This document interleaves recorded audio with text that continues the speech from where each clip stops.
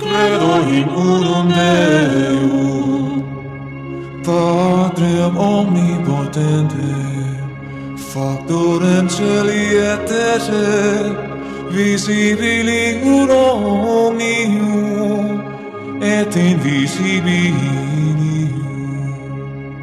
Et in unum Dominum Iesum Christum, Filium Dei unigenitum, Et ex Patre natum, ante omnia saecula.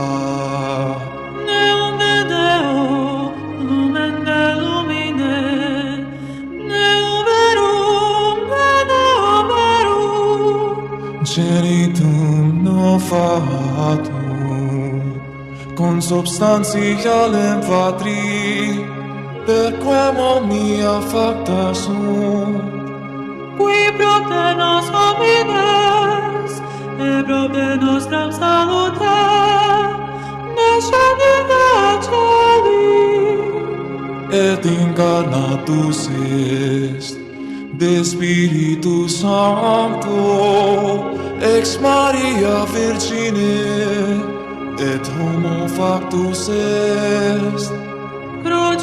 crucifixus etiam pro nobis, sub Pontio Pilato, passus et sepultus Et resurrexit tertia die, secundum scripturas. et ascendit in caelum, sedet ad dextera Patri, Et iterum venturus est cum gloria, judicare vivos et mortuos, coius regni erit finis.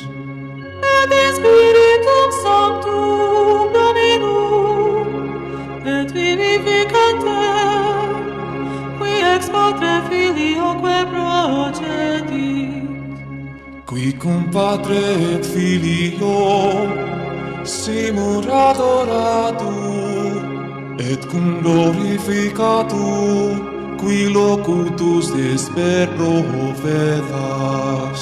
et unam sanctam catholicam, et apostolicam ecclesiam, Confiteor unum baptismam in remissionem peccatorum, et expector resurrectione mortuorum, et vitam venturis seculi.